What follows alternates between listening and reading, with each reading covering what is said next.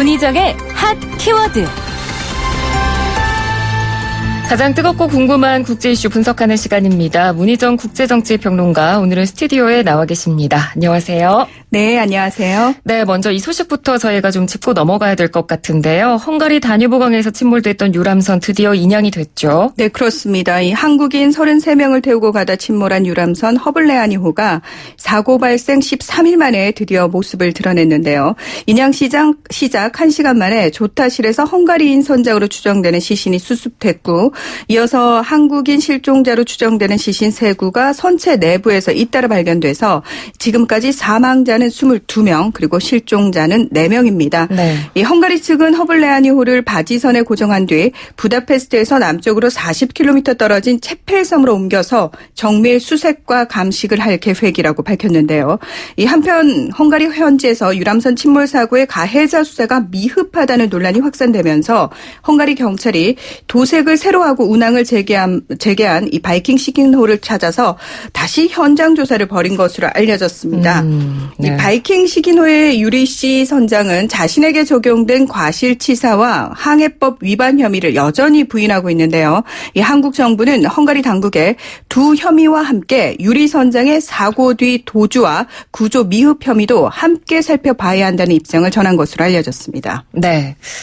자, 그리고 이번에는 오늘의 주제 이야기로 본격적으로 넘어가 보겠습니다. 일본의 아베 총리, 이란을 방문한다, 이런 이야기가 나오고 있습니다. 구체적으로 어떤 내용인가요? 어제 일본 언론들이 12일에서 14일 아베 신조 총리가 이란을 방문해서 하산 로하니 대통령과 또 최고 지도자인 아야툴라 알리 하메네이와 회담할 계획이라고 일제히 보도를 내놨는데요. 네. 이란 외무부는 이미 지난달 28일 아베 총리의 이란 방문 일정과 관련해서 일본 정부와 조율하고 있다고 밝힌 바가 있습니다.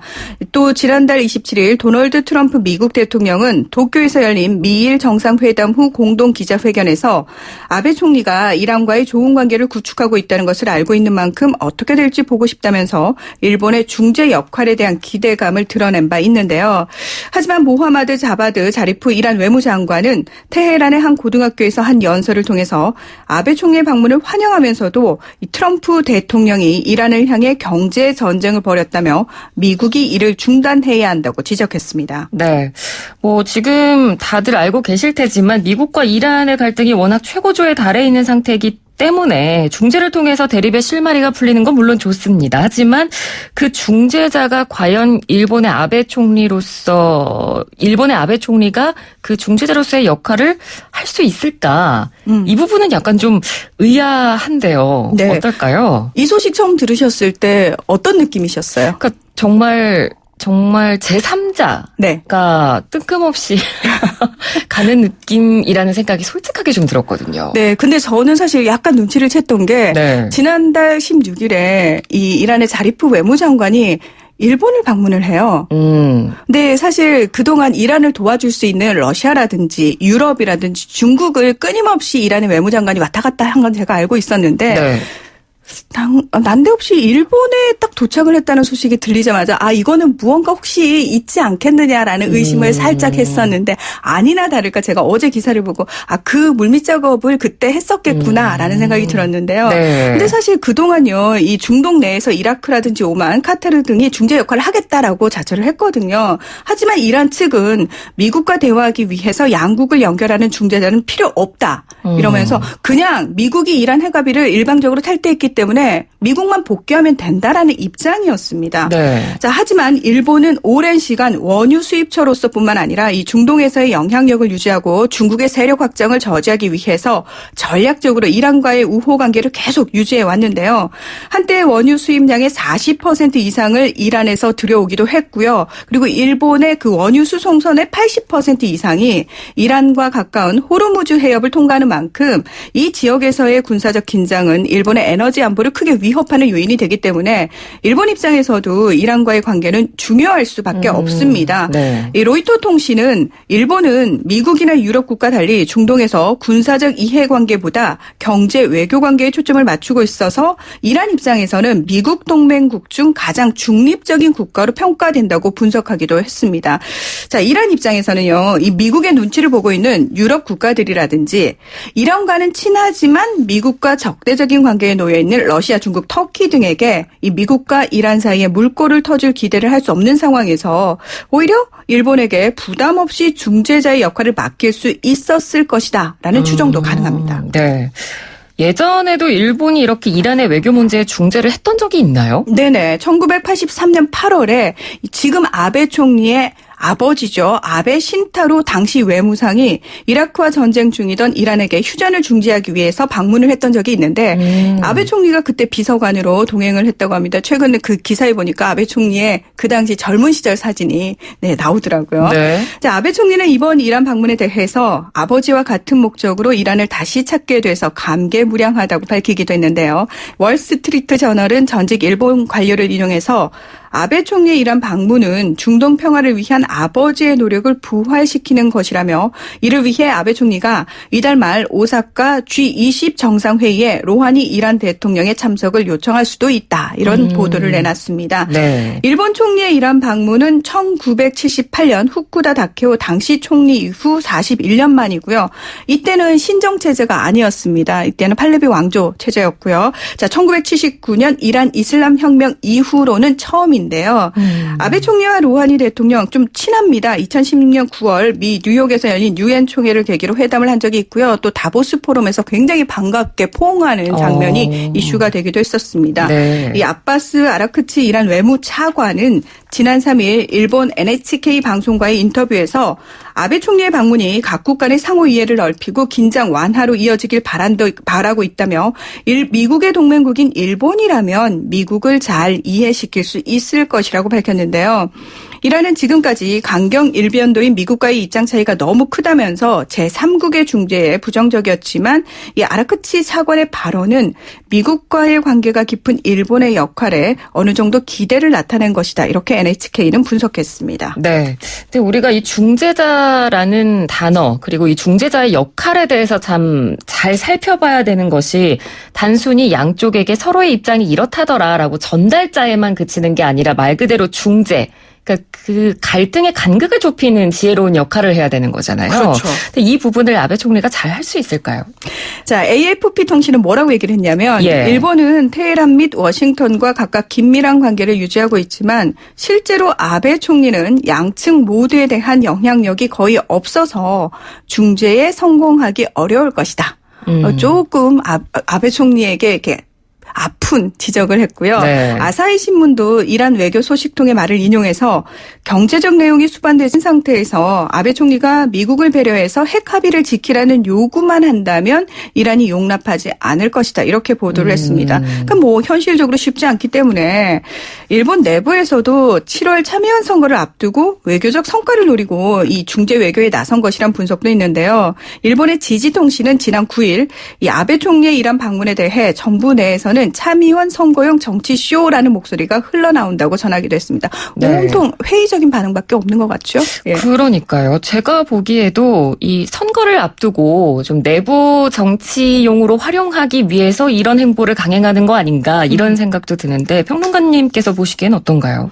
근데 저는 그 아베 총리에 대해서 우리가 조금 오해하고 있는 부분이 있지 않나라는 생각이 드는데 아베 총리는 상당히 노련한 우리식으로 표현하면은 정치 구단에 해당하는 사람입니다. 네. 뭐 집안 자체가 워낙 유서 깊은 정치 가문이기도 그렇죠. 하고요. 예, 그래서 정치계의 황태자라는 별명이 붙어 있기도 한데 이분은 한번 총리에 올랐다가 낙마했지만 다시 지금 또 3연임을 하고 있는 사람이거든요. 그러니까 만만하게 봐서는 안 된다라는 겁니다. 네. 그러니까 단순히 일본 내부형 정치만을 위해서 무모하게 중재 역할을 자임을 했을까에 방점을 찍어본다면 저는 그렇지 않다라고 보는데요. 일각에서는 중재에 실패했을 경우에 오히려 아베 총리의 입지가 좁아지는 것이 아니냐라는 목소리도 있지만 아베 총리 입장에서는 전혀 손해될 것이 없는 선택이라는 게 제 분석입니다. 네. 그러니까 일단 그동안요. 굵직한 국제 문제에 있어서 일본의 존재감이 상당히 미미했다라는 점을 생각해 본다면 그렇죠. 이번 기회를 통해서 일본이 중재자의 역할을 할 수 있을 정도로 조용하지만 내실 있는 외교를 해온 나라라는 이미지를 줄 수가 있습니다. 네. 또 미국과 이란의 문제는 어차피요. 중재 때문에 실패했다라는 인상을 주기 힘들 정도로 지금 극한에 치달아 있는 상황이거든요. 네. 그래서 좀 속된 표현으로 못해도 본전이다. 그러니까 상대적으로 부담이 덜하다는 겁니다. 근데 만약에 중재에 성공하는 모양새가 딱 갖춰졌다면, 그러니까 아베 총리가 방문하고 나서 이란과 미국이 대화라도 하게 된다면, 그러면 이제 아베 총리의 치적으로 가져갈 수 있는 거겠죠.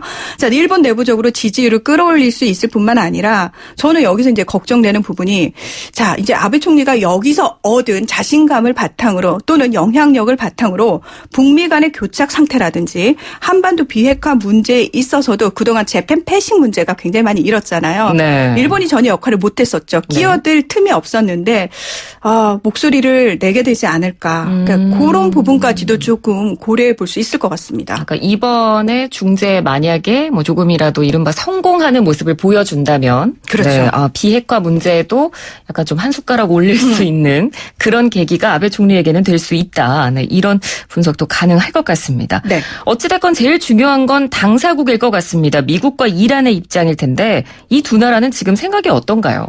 자, 여러 가지 기사들이 나오고 있는데요. 제가 네. 분명하게 미국과 이란의 입장을 말씀을 드리면요. 자, 미국 내에서는 전쟁을 해서라도 뜻을 관철시키려는 존 볼턴과 같은 강경파와 전쟁 비용 등 현실적 문제와 더불어서 미국 우선주의를 내세우며 되도록 불필요한 분쟁에 끼지 않으려는 트럼프 대통령이 공존하고 있는 상황인데요.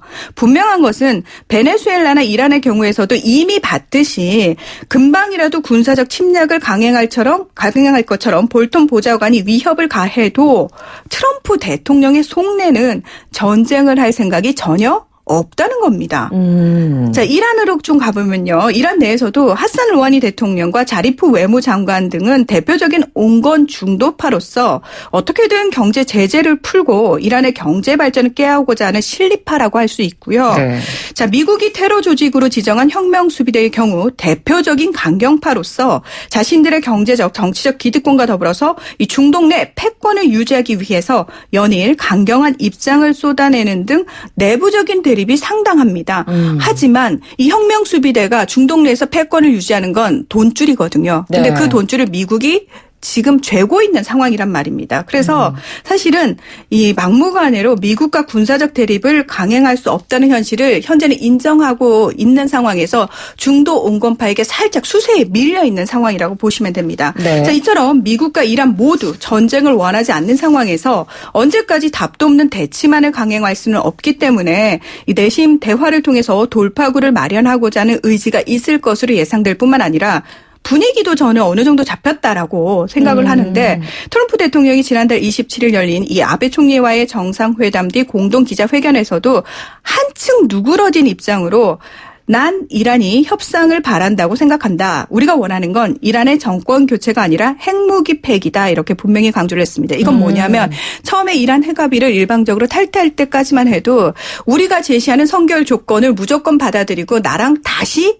핵합의를 체결해야 돼. 거기서 한 발자국도 움직이지 않았던 것과 비교를 한다면 굉장히 입장이 많이 바뀌었다라고 유연해졌다라고 볼 수가 있고요. 네. 또 이란 역시 이란에 가해지는 모든 경제 제재가 아닌 이 원유 수출을 금지한 것만이라도 좀 해제를 해주면 미국과 대화할 용의가 있다고 주변국들에게 밝힌 바가 있거든요.